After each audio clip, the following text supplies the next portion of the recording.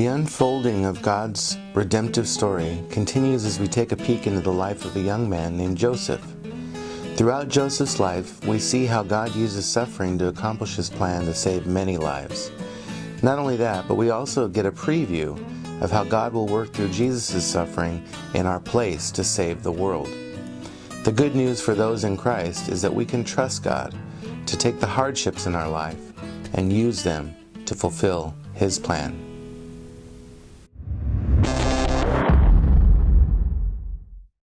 We've seen God make promises to Abraham, Isaac, and Jacob.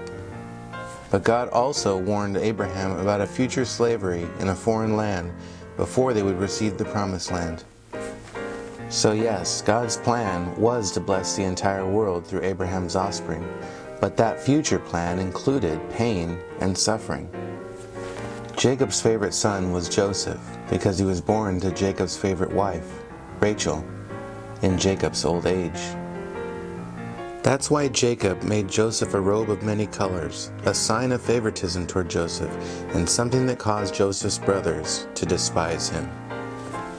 To make matters worse, the story goes on to say that Joseph had dreams about his brothers bowing down to him. Not something you want to hear from your younger brother. Joseph's brothers were shepherding their dad's flock near Shechem, and Israel sent Joseph to check on them. When the brothers saw him coming in the distance, they devised a plan to harm him. At first, they intended to kill him and throw him into one of the pits. But Reuben tried to convince the brothers not to kill Joseph, hoping to come back later to rescue Joseph. Reuben told his brothers to throw him in the pit alive. This horrific act of betrayal and injustice was part of the process that God would use to accomplish his plan. God's plan was not merely to rescue Israel. Rather, he intended to rescue the world, and Joseph's rejection and suffering were the means by which God would accomplish the plan. Now Joseph was handsome in form and appearance, and after a time his master's wife cast her eyes on Joseph and said, "Lie with me." But he refused. "How can I do this great wickedness and sin against God?" And as she spoke to Joseph day after day, he would not listen to her, to lie beside her, or to be with her. But one day, when he went into the house to do his work, and none of the men of the house were there in the house, she caught him by his garment, saying, "Lie with me." But this time he left his garment in her hand and fled and got out of the house. And as soon as she saw that he had left his garment in her hand and had fled out of the house, she called to the men of her household and said to them, "See, he has brought among us a Hebrew to laugh at us.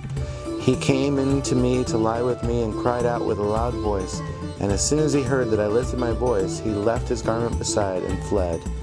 She told the men servants, and then she ended up telling her master, which got Joseph thrown into prison. Joseph did the right thing in rejecting the advances of his master's wife. Even so, he was falsely accused, and despite his innocence, he was thrown into prison. Yet even the Lord was with him. God had not abandoned him. God gave Joseph great grace, so that even the prison warden put Joseph in charge of all the other prisoners. And once again, the Lord prospered everything that Joseph did.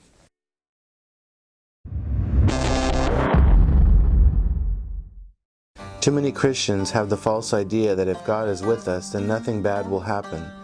We think of verses like Romans 8:31 that say, "If God is for us, who is against us?" as if they promise life without adversity. But we leave out the verses that say we may experience suffering, famine, nakedness, peril, and many other obstacles. Rightly understood, nothing can separate you from God and his love in Christ. Not because he shields you from bad things, but rather because in the midst of those circumstances, he walks with you. He brings you safely through to the other side. Joseph's life points forward to Jesus.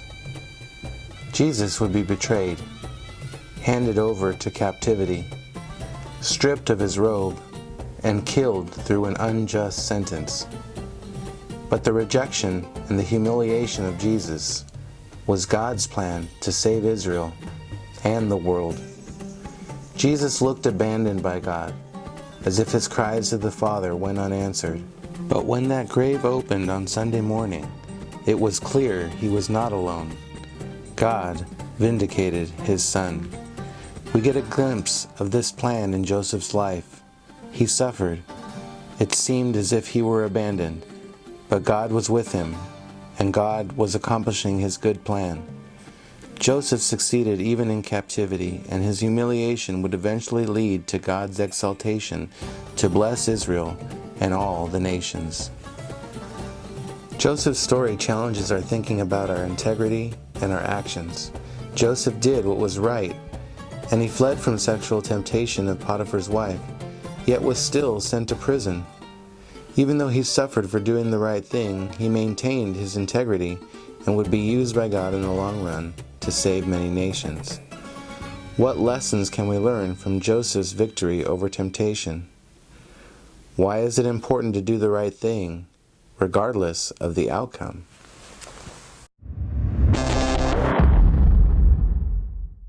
Joseph's story encourages our hearts and reassures us that God is not only good and sovereign, but is working all things for the good of those who love him.